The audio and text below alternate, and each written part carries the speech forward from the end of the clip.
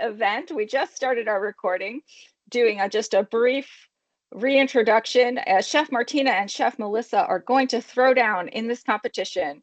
There's Chef Martina and Chef Melissa, our two competitors, are going to duke it out. And so we are going to unveil our basket ingredients. These are ingredients. These are 3 ingredients that the chefs know that they are using today. And the first ingredient is pomegranates. The second ingredient is beluga lentils. And we also have some dulse. And Okay.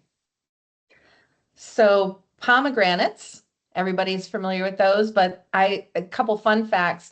They've been grown for thousands of years, originating in the Middle East, and are considered one of the 5 old cultivated fruits. Lentils, people are familiar with, but these in particular hold their shape really well. And when you cook lentils, they increase their volume. 1 cup of lentils is equivalent to about 2.5 cups cooked.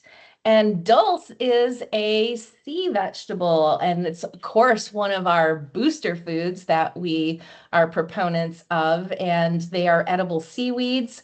Not only are they incredibly tasty, but they are one of the most nutritious foods on the planet.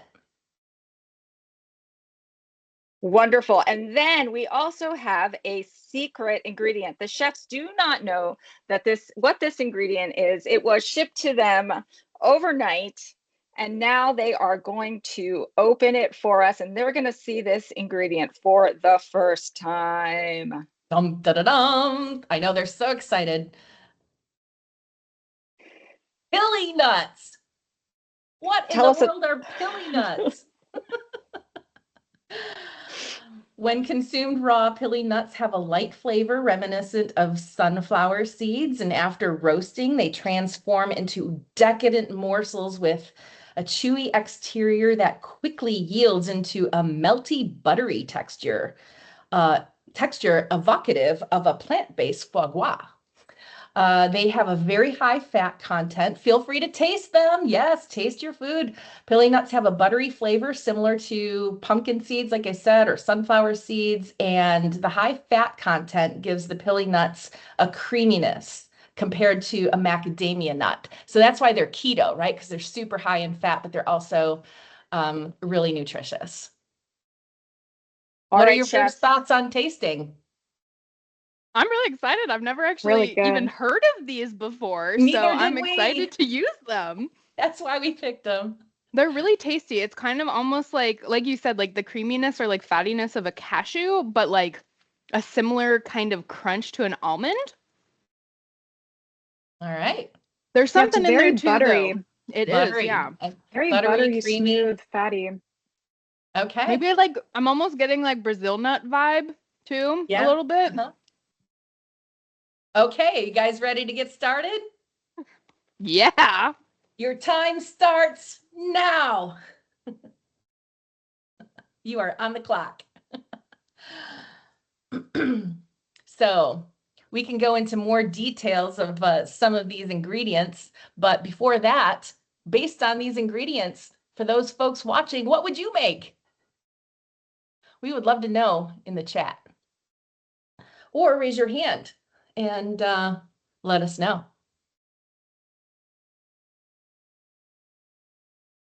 Any thoughts, any ideas?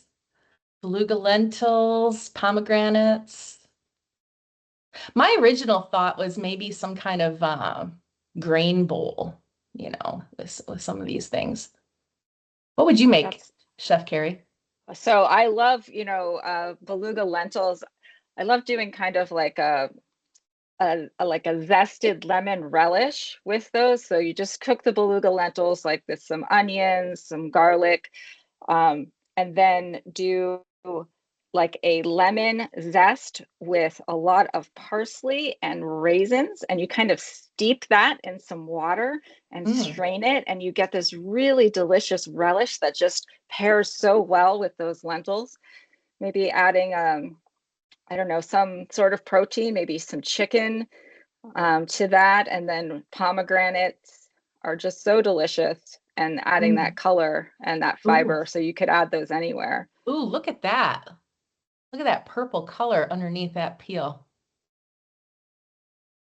What do you got? What do you have there, Chef Martina? Yeah, so I'm currently working with a purple sweet potato. So I thought to kind of give a little bit of creaminess to my plate, I would do a sweet potato puree. But instead of playing around with just a standard yellow or orange sweet potato, my dish kind of has some Asian theme to it. So I wanted to grab one of these purple sweet potatoes, which is often found in either Korean or Japanese cuisine. So nice.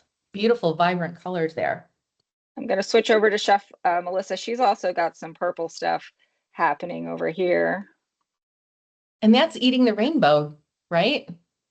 Those purple foods, that specific kind of polyphenol level, which these ingredients do have a lot of polyphenols.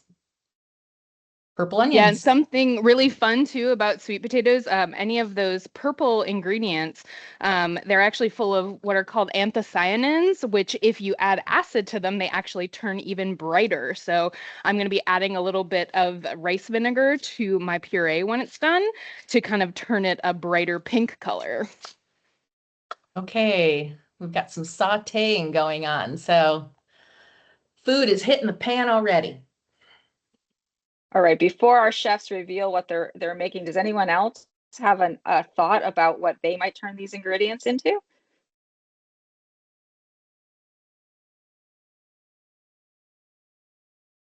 Chef Michelle, what do you think? What would your instinct be? Well, when I think of the lentils and I think of the pomegranate, it's got me thinking Middle East. And so some kind of Mediterranean type of dish, sounds good to me. Like I might be tempted to mix rice with my lentils and have like a crispy, crunchy texture, like a rice and lentil. And then with that pomegranate, you could really make a nice syrupy dressing to it all. Oh, speaking of syrupy dressings, look what Chef Melissa is doing. Ooh, what is that? Comes out. It's thick. Here we go. We've got thick pomegranate molasses. The pomegranate juice that has been cooked down. It's this thick consistency, sour, sweet, amazing.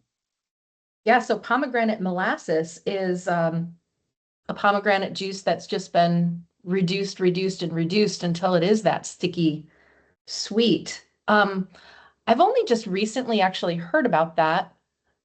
And I'm just curious, Chef Melissa, where did you buy that? Yeah, so at like a Middle Eastern type store, there are different kind of types, some that have added sugar. This one is just pure pomegranate, which is what I was looking for. So the flavor is really nice.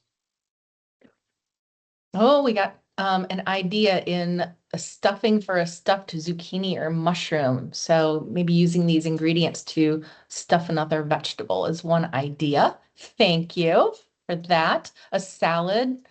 Carissa said some kind of salad. That sounds wonderful. Well, should we get the real deal? Should we find out what they're cooking? Yes. Should we go to Chef Martina first? Sure, you can put it on my face so that you can see me. So I'm doing, like I said, something that's a little bit more Asian inspired. So I'm going to be making some crispy lentils. So I have my lentils cooking right now in the Instapot so that I can get them cooked down because I didn't soak mine. I'm actually cooking them directly just from rinsed. So they're going to take about 6 minutes or so in the Instapot. Then I'm going to drain them, coat them in a little bit of sesame oil so I can get that crisp on it and toss it in the oven to roast. And then I'm going to be doing a broiled salmon with a pomegranate mirin satsuma glaze, and then some roasted sesame bok choy, and then finally some sweet potato puree with that really beautiful Japanese sweet potato. Yum. And to Ooh. incorporate my dulse, it's got that really beautiful umami flavor. So I'm actually cooking my lentils in a broth that it was made with the dulse flakes, adding in a little bit more of that and a little bit of miso paste, which is going to act kind of as my salt, my seasoning. And then finishing off with that pomegranate glaze just to make that sweet salmon. Wonderful. Oh, we have a comment from Natalia about white sweet potatoes, and you're using purple sweet potatoes. Is there a similar flavor profile between the white sweet potato and the? Yeah, so like the Japanese sweet potatoes are often that really pretty, it's like the purple skin on the outside, and then you have that really bright white flesh on the inside. They have a pretty similar flavor profile to the purple ones as well, which I don't find are quite as like cloyingly sweet as an orange sweet potato. It's a little bit earthier, which I really like. So. Yeah, that's my favorite too. I think the white sweet potatoes make a better sweet potato fry. They have a lower moisture and sugar content, and so they actually don't burn as quickly in the oven. So I think they make the perfect sweet potato fry. I absolutely agree. And so then I'm really excited. I'm going to be making, again, like I said, I'm using the whole pomegranate with the pomegranate pips to go into my glaze. So I got to get that on the stove. So just trying to get some pomegranate pips out by using the back of a spoon and just smacking it out in the bowl. So having get some some fun. energy out. Yeah, it's a really good way to get out aggression. Really cool. There's so many different methods to remove your pips from your pomegranate. You can actually find the membranes and use your knife to go down them too, and like crack it open. That's what I'll be doing. Okay. Very cool. So we're going to see two different styles here. But that's like, look at how fast those are coming out, Chef Martina. Like you're going for speed. I mean, this is a timed competition. I'm going for efficiency here. We're not messing around. And then I'm excited to find out what Chef Melissa is making. Yes. Yeah. I can put it on my face. Would you like that? I'm going to be multitasking now. No, you can still cook if you want. Okay. Yeah, so I am doing a Persian inspired dish because my first job actually after graduating from Bauman myself was at a cafe working with a Northern Iranian chef. And so I got to learn a lot about that cuisine from him. And it used a lot of pomegranate, and that's where I kind of learned about and started using pomegranate molasses specifically, and really enjoyed the flavor there. A lot of like fresh herbs. So pomegranate molasses, I'm going to be including a kind of like lentil stew that's kind of inspired by a traditional dish that's actually cooked for like hours and hours and hours with walnuts. Obviously, I'm not going to do that, so modified version, but I'm toasting my walnuts. I'm going to put in the pili nuts as well to include that for some richness and that flavor there.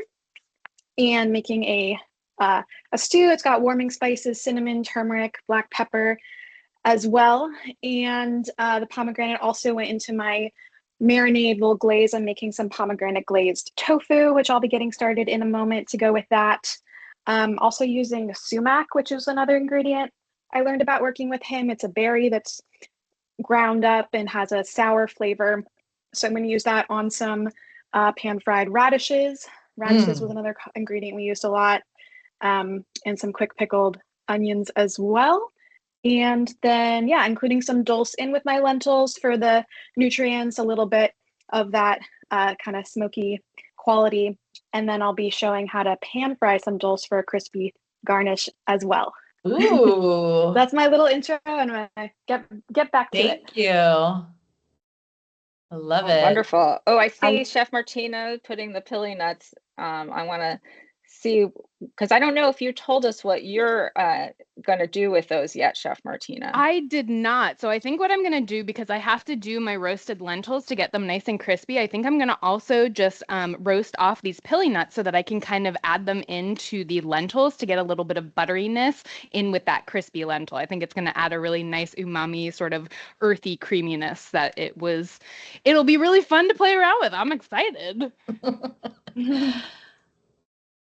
I'm Wonderful. excited to see those roasted radishes too, or because that's rare. Like we don't often think about cooking radishes or having them hot, but a lot of recipes can call for that. So that was really a unique follow-up from what Chef Melissa's making. Yeah, but radishes get so sweet and delicious when you cook them. They're one of my secret weapons, I will say, when I'm trying to be fancy.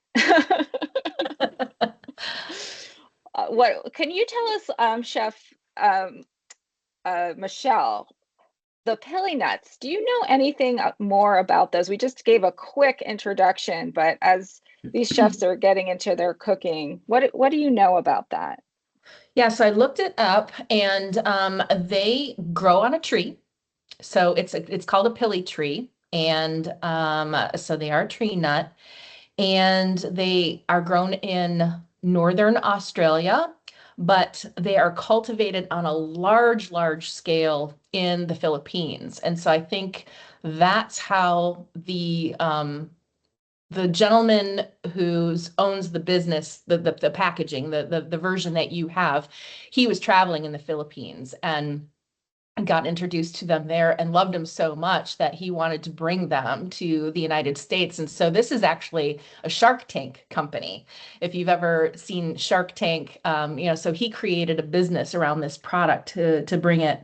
But it is a hunter-gatherer food. And one of the reasons why it's not quite so popular is it's still gathered and cracked the old-fashioned way.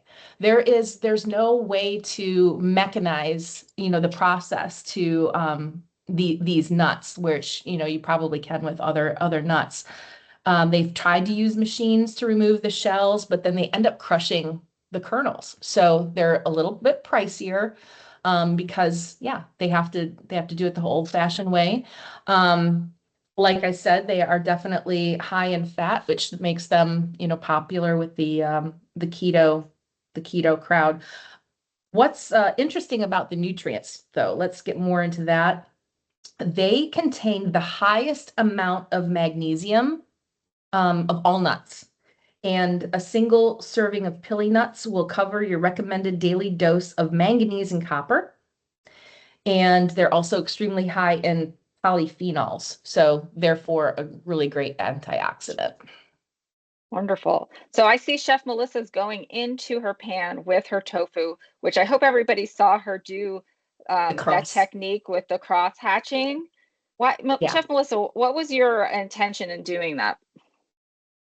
Yeah, so because I'm gonna kind of stick it in the marinade a little bit later, I wanted kind of more surface area for that to penetrate, especially since I didn't have time to actually marinate this, overnight. I want that glaze to be able to kind of penetrate into there. And yeah. And we are just coming up on 15 minutes into cooking. So we're at 14 and a half minutes right now, guys. Thank you so much for the time call. I'm trying to switch to Chef Martina's doing shallots. Is that what you've got over there? Yeah, they're like really itty bitty adorable shallots. So I got them from my local co-op. They're organic shallots. And then these are going to be roasted along with my bok choy to give a little bit of fragrance, a little bit of flavor, and just a little bit of sort of sweet sharpness that's going to go really nicely with the bok choy, the sesame oil, and get some of that sweetness into what's going to be a pretty umami dish. So I'm pretty excited about it. They're being a little stubborn though, little babies. They're pretty cute though. Very cute. Yes, and you've got your tournée knife that you're using to peel. So you will probably find this shape familiar for those of you that got your knife kits from us, but this is, the tournée style paring knife. So it's got the curve on it. It makes it a lot easier to sort of get underneath layers. So if you're doing something that's really fine sort of detail work, that curve can be really helpful to get a really nice and controlled cut on whatever you're using. Wonderful. Wonderful. And so Chef Melissa, do you have shallots as well? No, those are red onions. Those are your red onions still. Okay. Yes. And I've got to check on my nuts toasting here. My lentils are officially done cooking and they are just coming down on that natural steaming. So one of the things that we talk about, especially in our stocks week, is using those pressure cookers. So I'm allowing that pressure to come down naturally. And it takes, like you said, like you can tell about 6 minutes to cook lentils from not even soaked, which is pretty amazing. It's going to be nice and tender, which is lovely. So definitely Wonderful. takes some of the time out of cooking. Yeah, and now you've got your bok choy going. Yeah, and this is Shanghai bok choy. So this is specifically a smaller variety. I find that it's a little bit sweeter than sort of the standard larger bok choy, and it looks really lovely on the plate. So the only preparation I did on this before was just to wash it off. I did some soaking in water, but it really allows to get that beautiful roasted flavor. I'm going to get this sort of white part of the bok choy really tender, and then the green parts are actually going to roast almost a little crispy. So it's going to be a really nice textural play with that oil mixed in. Wonderful. And so, Chef Melissa, you're using some citrus now. Yeah, so I'm juicing some lemons, a good amount here actually. I'm gonna do a quick pickle, but with the lemon juice in place of like a vinegar here. So because we don't have a lot of time, you know, I sliced the onion as thin as I could and gonna kind of stir it occasionally. I might actually just use as much as it can kind of get submerged here. And so the lemon's gonna pickle, and then this is the first application where I'm going to use my sumac as well. And I really, good amount there. Really, really love the flavor. A little touch of oil as well in there. Yum. And so it's going to make a lemon sumac quick pickle here. Lovely. And Chef Martina, I saw you tucking some citrus too under your salmon before it went in the oven. I Was did, that and a it has not gone in the oven yet because I'm actually going to be broiling this. So it really only takes about 6 or 7 minutes, but I have a satsuma orange. So really beautiful, again, going along with that sort of Asian theme. And it's going to go on the skin side and kind of help give moisture to my salmon as it's broiling and also help season it a little bit. So kind of putting it underneath because I want to get a really nice sort of crispy topping on my salmon. I did salt, pepper, a little bit of garlic oil that I had, and then some Ichichri togarashi, which is just a chili flake, a Japanese chili flake. So. And will you Yum. pat those before you broil them to get moisture off, or are you just gonna, is it just the time that's gonna really help? Yeah, so the thyme is definitely going to help me here, but I did pat them dry, the two fillets. I pat them really dry before adding any seasoning. I'm going to let it sit for just a little while to see if I can draw out any more moisture. And if it does happen, then I'll pat that dry just a little bit, put a tiny bit more oil on it right before I go to roast it. Wonderful. Will those go in the oven too then? You're preparing them on a sheet pan so that they get a little caramelized. Is that the idea? Exactly, yeah. And I always put them cut side down so that they get a little bit more color just right where they're in contact with the sheet pan. And then, like I said, it's going to just soften that sort of lighter part of the bok choy down by the base. And then it's going to get this really nice kind of crispiness on the top layers where they're green. And did you Delicious. blanch those, or are you just, or is that just oil giving them that glisten? It's just a little bit of sesame oil, so just a touch of sesame oil. And like I said, the only thing that I had to do to prepare them was just wash them. Super. All right, I'm going back to Chef Melissa now. I can see the radishes coming out. Yeah. I also just kind of ground up just a little pinch of saffron here. And I'm heating some water to hot water to bloom that. You know, we only need a little bit, but it's going to add really lovely flavor to my lentils. I also had flipped my tofu, so got some color going on that cross-hatched side here. What seasoning And did you put on there? I don't know what the seasoning on the tofu I just is. put a little bit of cinnamon. Like I said, it's going into the marinade with the pomegranate molasses, soy sauce, cinnamon, turmeric, black pepper, and garlic powder. So it's going to get more seasoned through that process. And I think because these radish greens look so kind of fresh and, not yellowing or wilted. I'm probably gonna incorporate those as well. Lovely. Stay tuned. All right, more citrus over on Chef Martina's board. Yeah, so I'm gonna also have a little bit of lemon on standby just in case I want a little bit more of that plant-based acid. So instead of, well, plant-based, I guess rice vinegar is also plant-based, but using citrus just because it's a little bit brighter of a acid as opposed to the rice vinegar, which is just going to give me a little sharpness. So having some lemon juice on standby to add into my sweet potato puree. Lovely. And then the tofu, that's wow, that's a very thick, dark, beautiful marinade, which we've heard those ingredients, Yeah. but seeing it it appeared different in my mind. Is that the pomegranate molasses giving it that texture? That in the soy sauce. So that, wouldn't be a traditional Persian ingredient, but I just tend to always use it with tofu just because, tofu is such that blank slate. And so getting in that umami and the salt and just kind of more flavor. So I'm just getting the marinade in those gaps in our cross-hatching and just gonna set that aside. That's where that cross-hatching comes into play too. You can really get that down into the tofu. Okay, Chef Martina, is that a coconut? It is. It is a young Thai coconut. So you can see that it still has the husk in it. So I'm just trimming off the husk right now and then trying to find the soft spot so I can go ahead and cut off a little top of it. So using kind of the back or heel of my knife to go around and sort of find that soft spot so I can crack it open. And I'm going to be using this for my sweet potato. Oh, there it goes. Starts cracking. I'm going to use it for my sweet potato puree to add in a little bit of creaminess. So not just the water from the young coconut, but also some of the flesh. So now I'm going to use my knife very carefully to kind of pry off.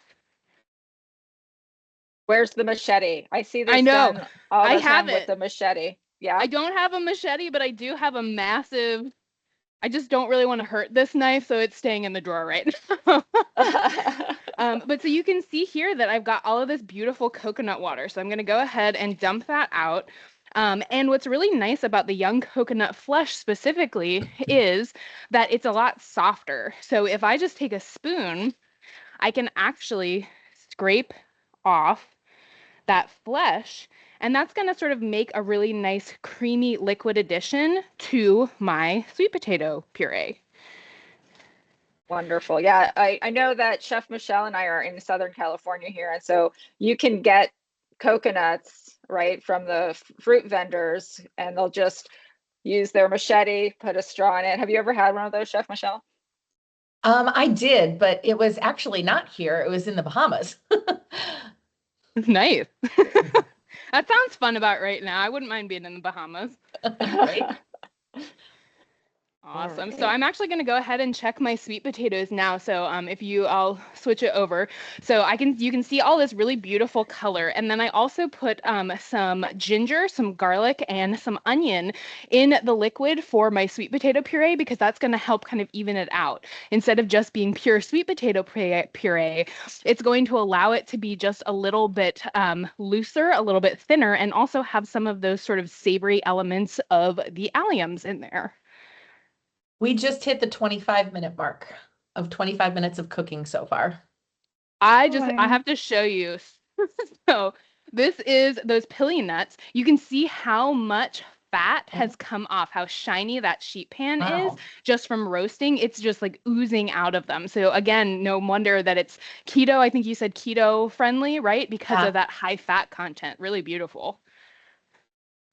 Lovely. All right, let's go back to Chef Melissa for a second here with the radishes or our prep. And I'm also gonna kind of see how the tenderness is doing on my lentils here. We thought, is that where the dulse went into there? Into your stew? Yeah, so some dulse flakes have gone into the stew. And I'm also going to, the lentils are starting to soften, so I'm going to grind down as I wait for my pan to heat for the radishes here. Some of those walnuts and the pili nuts that I toasted that are going to get added into the lentils here. Wonderful. Chef Michelle, can you tell us more about the dulse? I think this is an ingredient that might be newer to some people. Do you have your fun facts about that one? I do. Well, as far as the health aspect, numerous studies have shown that components of seaweed help fight inflammation. So depending on where you're at in the course for the audience members, that's definitely going to be part of an inflammatory diet. And let's see, they're good for cardiovascular health then for that reason. The antioxidant and anti-inflammatory properties help thwart multiple processes involved in heart disease. Traditional Chinese medicine and Japanese folk medicine use it quite a bit. Seaweeds have been used to treat tumors. Western science is also beginning to discover it. There's just so many studies on how it helps promote cell death. What do you call that, Chef Carrie? It's like apoptosis. It's like it starts with, it's like auto Yeah. Apoptosis? Yes, thank you. Good job. I couldn't say the word, but yeah, it helps get rid and shed those cells that are hanging around and could cause us problems. Let's see. Most of us are familiar with the nori, but dulse, arame, all of those have like these same kind of properties. Let's see, carotenoids. They have a lot of carotenoids as well. And they also, I should say that they help reduce triglycerides and LDL cholesterol. So really basically what healthy you're stuff. saying is that everybody should be eating a lot more dulse. Yes, exactly. And so we seaweed. saw the beluga lentils. Chef Martina put those on the sheet tray. Those went into the oven for roasting, I'm assuming? Yes. Yeah, I just added a touch more garlic oil, again, to sort of put that flavor in, mixed up all of that dulse flake that I cooked in there with it, and then also added in just a touch of pepper. What's really nice about the dulse too, I don't know if you said this before, but it has a beautiful umami flavor, but it also has a really lovely spiciness to it as well. So it's going to add some nice depth of flavor to that dish. Wonderful. Well, okay, Chef Melissa, we saw you grind the nuts, and then your lentils turned this beautiful golden creamy thing. Is that just from the nuts, or did you add another ingredient? Oh, your Chef Melissa's muted. But Oh, sorry. did you see sorry, that? Yeah. I did add the nuts in. I also added the pomegranate molasses and the saffron water that I had bloomed.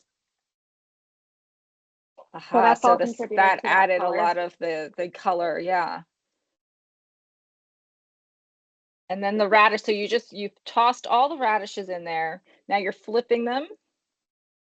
Yep, just going in there with my fingers. I'm going to sear them on this side and then transfer them to the oven to finish. Wonderful, beautiful. All right, so Chef Martina, you're now with the Vitamix. I am, yeah. And I'm going to show you the color of this too. It's still blending, but this is that purple sweet potato puree. It is purple. Oh, this way. Yep, that way. There we go. My cameras are backwards right now, so I don't know which way to go. But you can see how beautiful and purple that is. I'm going to go ahead and just blend it up a little bit more. I added in that coconut water from that fresh coconut. And then I'm just going to add a little bit of acid to kind of lighten the color a little bit as well. So I've got just a little bit of rice wine vinegar here that I'm going to go ahead and pour in. And not a lot because I don't want this to be super bright pink, but I do want to have a little bit of that beautiful color come out. So you can see sort of even on the top already, it's starting to lighten. It's starting to like turn this beautiful pinky color. So it's just going to brighten it up, make a lovely base for my plate. Lovely. And I can see Chef Melissa, we might have missed her very good chopping technique there. With is that your radish greens or is that an herb? What were you chopping? That was the parsley. That was just some Lovely. parsley. I did find one more fun fact I want to share about the dulse, and that it's compared to other seaweeds, it's actually soft enough to be eaten without any soaking or cooking, which makes it really unique. You just pop it right in the salad. I have to say that this is actually the first time that I have worked with dulse personally. It's actually even the first time that I've really tasted it. And now it is my favorite new thing. I have been eating it like a snack all the time. So it's been really fun to play around with it. Very, very cool. Yeah, it's like, what do you describe the flavor of just the dulse? Who are you asking? Sorry. I guess you, because you were saying you just tasted it, so it's like, how would yeah. Pork roast. Yeah, so it's if you've ever had any other types of seaweed before, it does have that really similar sort of umami. There you go. You can see just how ridiculously purple this puree is. It's really beautiful umami flavor, so it's got that kind of taste of the ocean, but there's this little spiciness to it that makes it really interesting. So yeah, it's been a lot of fun to play around, and the texture too. It's not dry and crackly like a nori would be. It definitely is more chewy, almost like, I think you can make, Chef Melissa, correct me if I'm wrong, but I think you can make like vegan bacon out of it pretty easily. Yeah, that's basically what I'm going to be doing later, is crisping it in the pan. So we will get to see that. Nice. And I know you just started your pomegranate, Chef Melissa, so you did a little square at the top so you could really see Yeah, I'm what's just happening. going to transfer. I just salted the radishes, and so I'm just going to stick these in the oven. I've got some nice color on the searing side, and then I will do the pomegranate. Got so many pinks and purple. I feel like it's just like a feast for the eyes right now.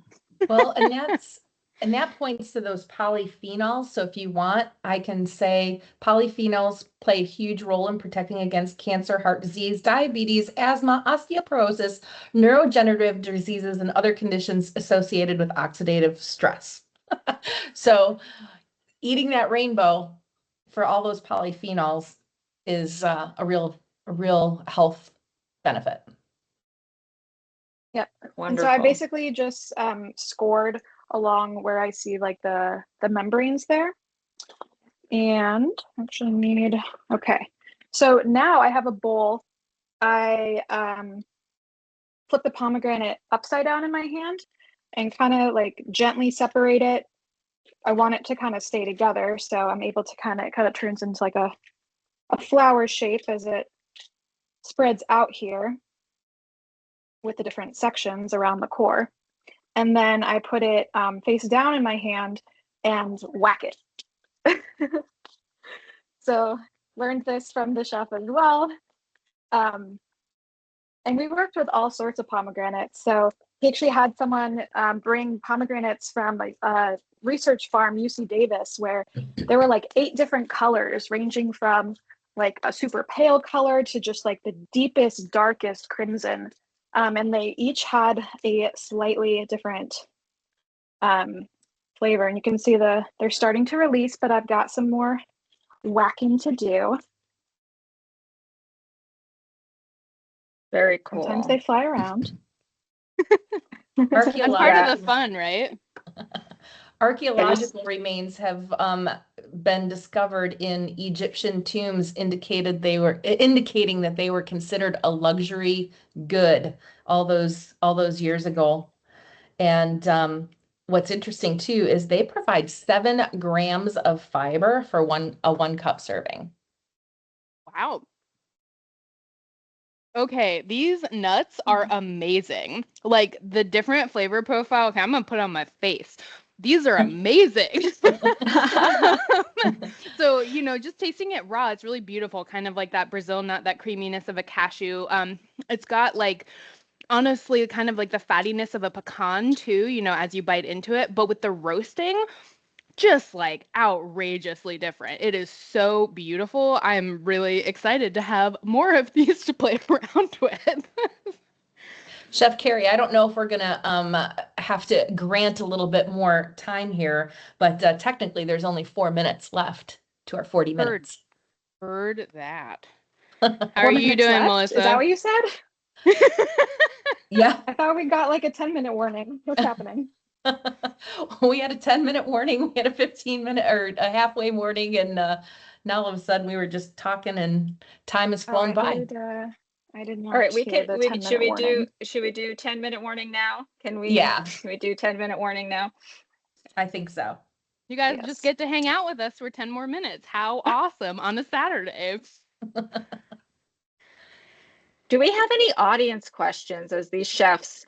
They might need to stop yapping and get cooking. But do we have any audience questions?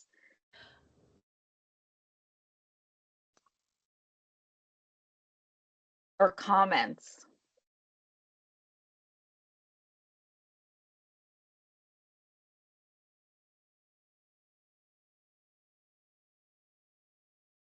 So that's a no then. I guess not. I guess everybody is still They're in just their Saturday mesmerized. I'm fascinated though by all of these techniques. I'm wondering how much, we get so obsessed with mise en place. How much did you guys actually mise en place? Like for real, like tell us. I washed my bok choy. I made that stock, the dulse stock, to cook my lentils. Oh, and I trimmed my salmon a little bit. I just made the portions a little bit smaller than what I got at the grocery store, but that was it, I think, actually. And I think the difference here is that you are cooking a new dish, right? And so we really mise when we are cooking someone else's dish. Or when we've already determined what our dish is going to be and we're trying to replicate it. So there's like a stage of like, okay, I'm cooking from a recipe.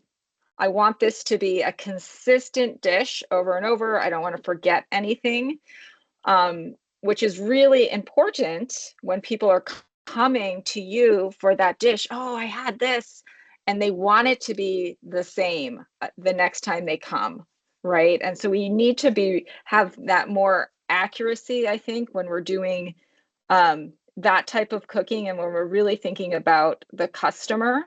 When we're doing some of this more freestyle experimenting, I think that we're all a little bit looser with what we prep ahead of time. Do you find that to be true? Yeah, I would say so, especially because a lot of this is all about flavor balancing and taste, right? Which is something that we're always talking about in class.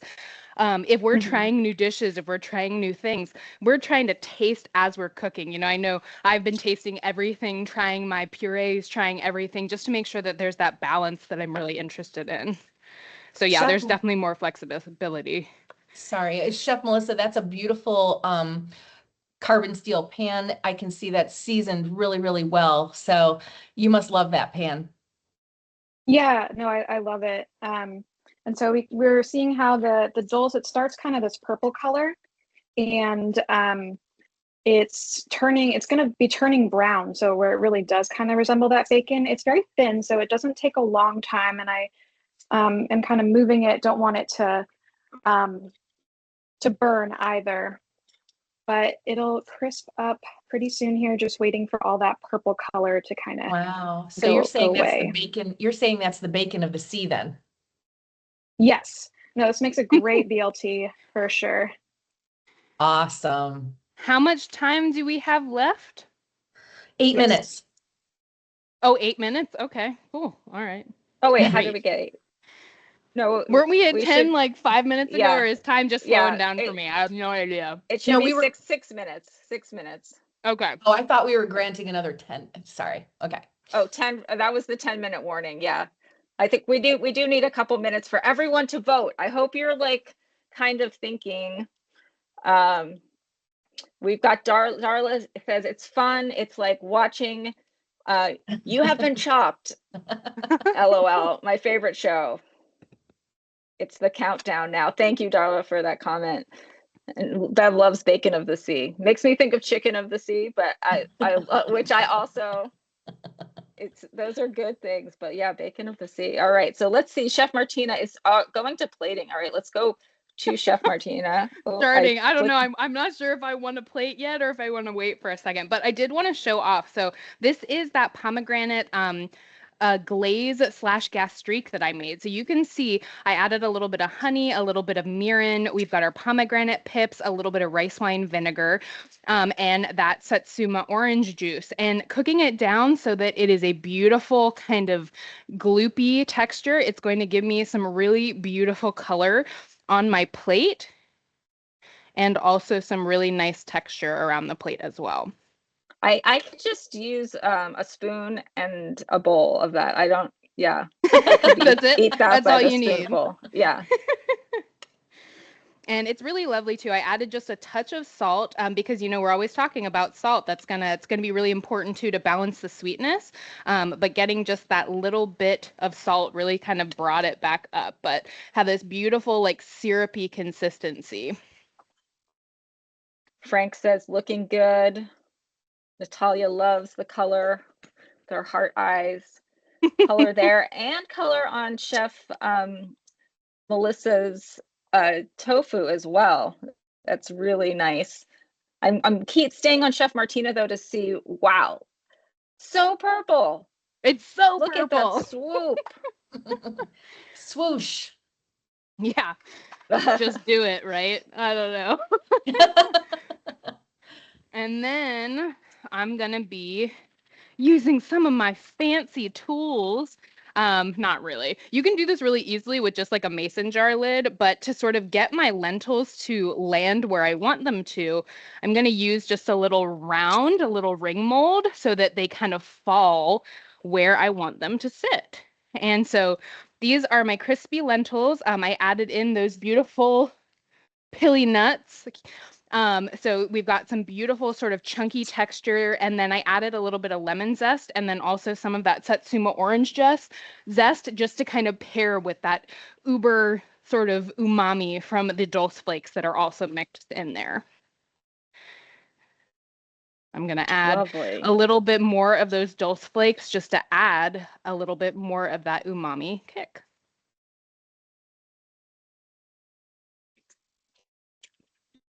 All right, well, while everyone is plating and getting their dishes ready to go, I just want to let you know how to score. So I'm going to be sending a poll in the chat, and you're going to see different things that say, rate the flavor balance of Chef Melissa's dish, then rate the flavor balance of Chef Martina's dish, and you'll be able to score that 1 out of 5. You'll have stars that we're going to use to score. And so it's perceived flavor balance. They've been telling us a lot about all of these ingredients taste. They're going to taste these for us, their final dishes for us at the end before we score. But you're looking for flavor balance. You're looking for plating and presentation. Again, you'll be able to score that 1 out of 5. And then we're looking for use of their ingredients, the originality, and the making sure they actually used those ingredients. And then you'll be able to also vote for which dish you'd like to eat the most. Remind us again, Chef Michelle, what are the ingredients they were supposed to use? Because we're seeing a lot of wonderful ingredients, but which ones were they supposed to really be using? Yeah, the main ingredients, obviously you can add from your pantry like they did, but the main ingredients were the lentils, which we're seeing plated right now with Chef Melissa. We had the pomegranates and we had the dulse, plus we had the secret ingredient of the pili nut. Lovely. And all of those grains, and we have to, they'll remind us too of all of the great spices that were being used as well in each of their dishes. Okay, looks like So it's all coming together now. Oh, look, that radish pop of color there. That's great. Yeah, those radishes are so much fun. We're And really Chef Martina's got the salmon as well.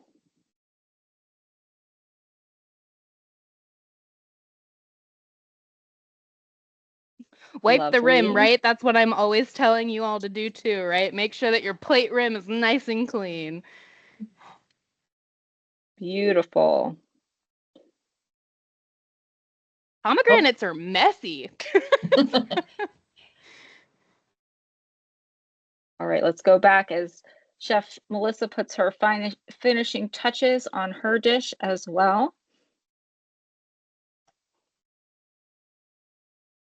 We're seeing those beautiful pickled onions. Oh, that looks so pretty, Melissa. I I'm love the so use of the focused. greens.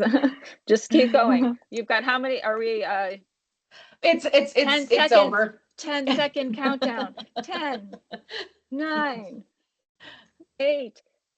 What do we say? 7, 6, 6, 5, Okay. 4.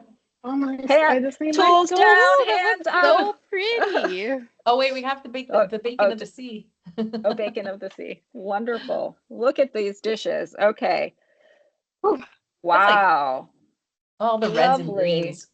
I love all the reds and greens. All right. Wonderful. I'm going to just do a side by side. I don't know how will show up in the recording. Yay, we've gotten lots of claps and cheers in the audience chat. Wonderful.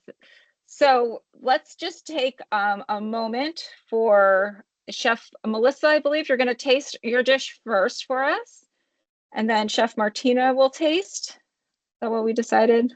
Yes. Yeah. Yeah. Sounds good. Let's see which one I want to taste here. Do you want us to like recap kind of our dish first? Kind of. Yeah, if you would how like it to all came together. present us, I've made for you today. Yeah. So I'll do a close up here. I've made today a Persian inspired lentil stew with toasted ground walnut and pili nut and pomegranate molasses with some pan-seared sumac radishes and radish greens, pomegranate glazed tofu on top, and then topped with some quick pickled sumac red onion and some crispy fried dulse. And I might show my other view because so you can get the side angle. The height. Nice. Lovely. Let's see. Yes, here we have the height, the side angle, how it's all combined there. So, moment of truth, I will try to, as objectively as possible, taste and describe my dish here. Just wait for my camera to adjust. Come on. Second. Got the camera. There it is. It's We catching can up. see, yeah, we can see the face angle.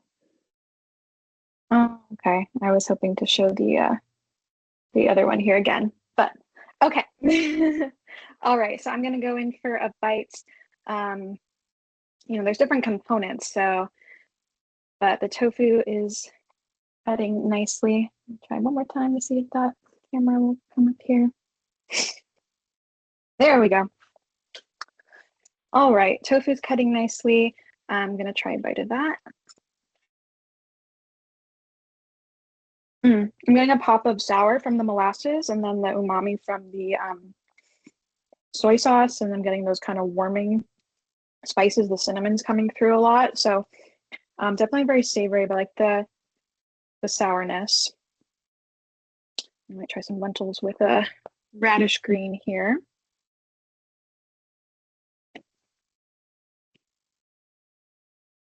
The lentils are very smooth, creamy. They, cooked well. And the creaminess from the nuts adds that nice fattiness to the dish, since the, tofu itself is pretty lean. See how my radish cooked? Okay. Yep, nice and tender. I like radishes to still have a little bite to them, not be like totally mushy, unless you're going to mash them.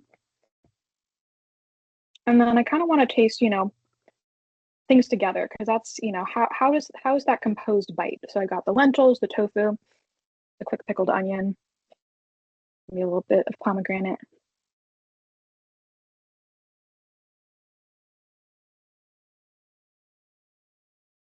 Yeah, so I think it's great because I'm getting like the creaminess, the warming. The bite with the pickled onions was awesome for that like pop of sour, just the contrasting like sharpness a little bit.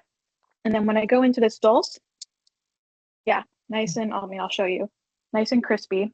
So it just flakes like that. And that, with some lentils can add a little other kind of crunchy contrast element. Yeah, we could hear that crunch.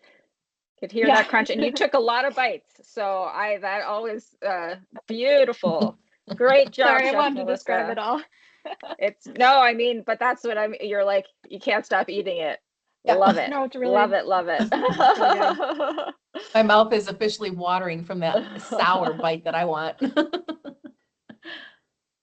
All right, Chef Martina, you are up. Okay, Give great. you the full.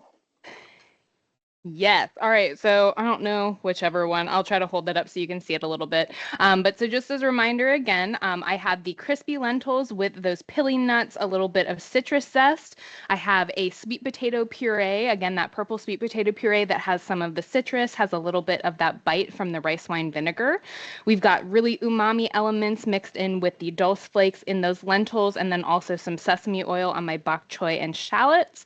And then finally, I've got a pomegranate glaze that kind of ties in all of that sweetness to pair with our salmon that has a little bit of that chili flake, that Ichichri togarashi. So let's go for it. Do you want it on my face or on the dish? It's your show here. It's just Okay. beautiful. So let's go ahead and try to get a little bit of that pomegranate glaze. Maybe we'll cut into a little bit of this bok choy too for a second bite. But right now I'm focusing on the fish. I've got my glaze and then also some of these pili nuts with my crispy lentils. Oh man, I love those dulse flakes. They're so good. Okay. So I have this really nice balance. We have a lot of sweetness and then a lot of umami. So kind of thinking about that flavor hex, we've got this really nice balance across the board. The sweetness from the sweet potato puree mixed with that young coconut milk and water adds a really beautiful and silky profile too. So it's not just the flavor, it's also the mouthfeel of everything going together too. So let's go ahead. I'm going to take a little bit of this bok choy and you can see just how tender that sort of base is. And then we have some nice crispiness up on the top where the green part was. So let's go ahead, again, get a little bit of salmon with our bok choy, a little bit of that pomegranate. I'm going to put it on my face for this. So good. I love bok choy. I love the greenness of it, but paired with the umami sort of earthy flavor of the sesame oil, it goes really nicely with the sweetness from the pomegranate, the satsuma orange. I'm just getting a lot of beautiful textures and flavors. And then the sharpness from that dulse. I put a little bit on top to do a little garnish. So it's got that spicy, that umami, just really lovely. So yeah, there we go. Wow, thank you so much. Just like beautiful, beautiful, beautiful. All right, shaking your hand. You have to shake your hand. Ditto. I was not Start able with to the pay knife attention. and with the handshake. Yeah, I was like totally not hearing anything you were saying about your dish during the whole session because I was so focused. But so it's like a surprise. Wow, that looks awesome. Likewise, yours look absolutely beautiful. And I love those, like just beautiful flavors that you add. The colors on your dish are absolutely wonderful. All right, so hopefully you can see your poll now. Did it pop? It popped up for me. Did it pop up for everybody else? So there's actually 9 questions. You'll see at the bottom, there's little arrows. So you can go through each question and rate it. We're not recording names, so be honest. We want to know what you're actually thinking. Again, I believe they're both winners here because those are incredible dishes. I'm going to have a hard time answering these questions. And you can evaluate them on their own merit. So each, if you think the flavor balance was 5 out of 5, give it 5. You can give 5 to both if you feel like it. And just go through those questions. You won't get to see anyone else's answers till you answer your own. And if there's questions from the audience, feel free to unmute and ask the chefs some questions.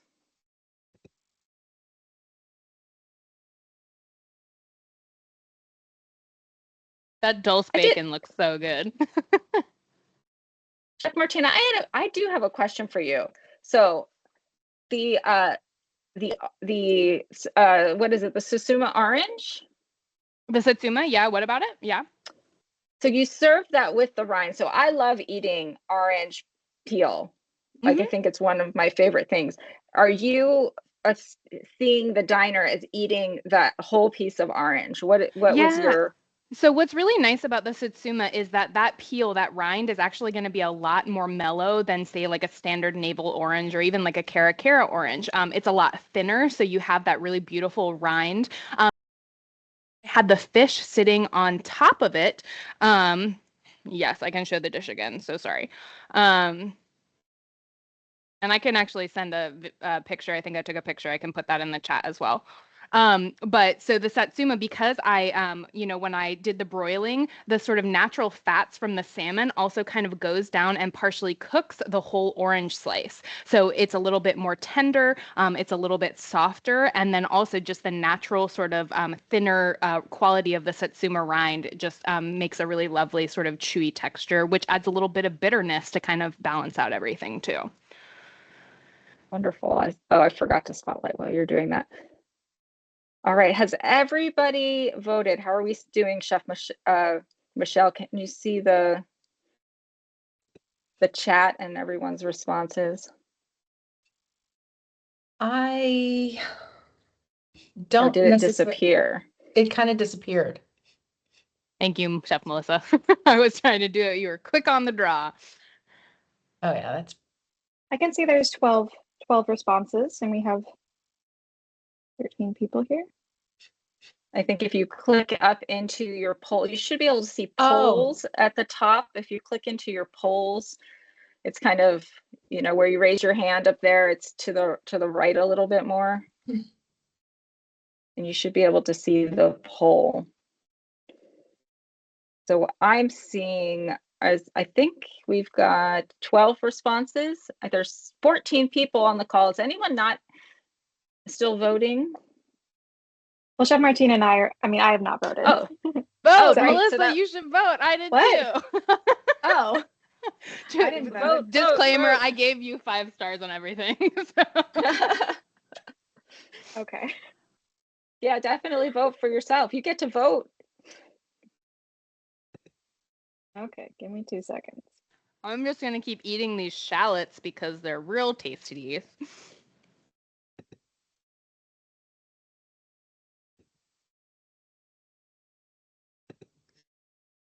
All right, submit.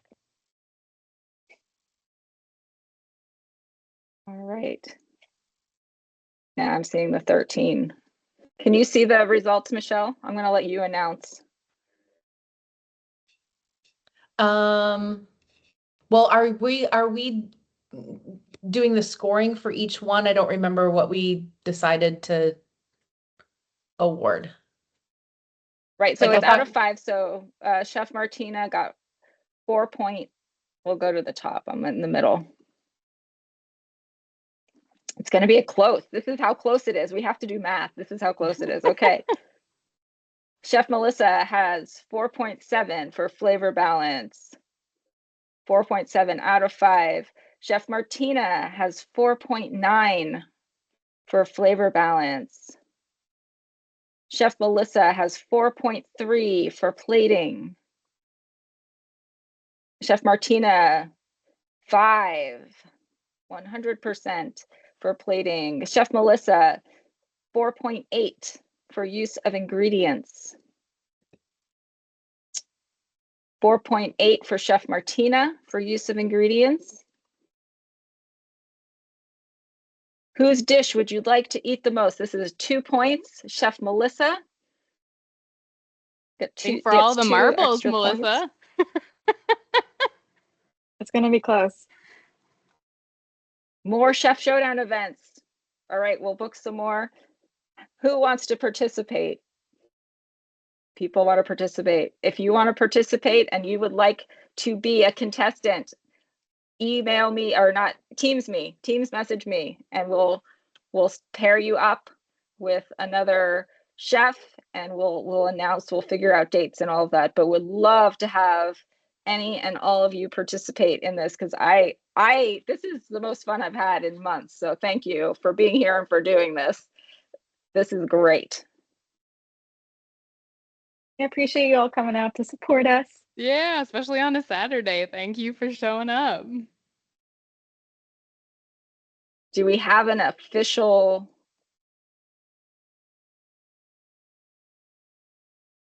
winner? The winner gets bragging rights.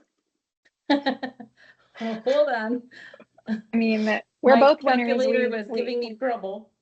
We both get to eat the food. We got these pili nuts, I was going to say. Yeah, these are so good. These are so tasty. Well, if you haven't ever played with these before, which I've never even heard of them, I would definitely recommend getting some. They're great. Oh, they're sprouted too. Those Nice. those are sprouted. So they were already, their nutrient density should be optimized in those. Okay, if I did this right, let me just double check something real quick. So it is a 1-point game, if I did my math right. So 1 point separation, and the winner is Chef Melissa. Yay! Those last 2 points, man. I want to eat your dish too. That looks amazing. Wow. That was fun. That was fun. Thank you. Did you enjoy grading your teachers? Was it fun to turn the tables? I think so. Looks like Pamela. Did Pamela want to say something? Or was she waving goodbye? I think she's waving goodbye. Okay. She waved goodbye. But if you do want to say anything, feel free to unmute. We'd love to hear from you. If not, have a really, really wonderful day. And we'll see everyone in class on Tuesday or Wednesday. Or for the graduates, let us know if you'd like to audit a class and you can come back. So thank you so much, everybody. Let's whoosh it out. 1, 2, 3. Whoosh. Whoosh. Great job. Congratulations. That was so much fun. Thank you. I really enjoyed watching that, and I'm so hungry now. Bye, everyone. Thank you, Bev. Thanks for being here. Of course. Bye. And do we want to turn off the recording? Maybe. Goodbye, people watching. Bye. Thank you for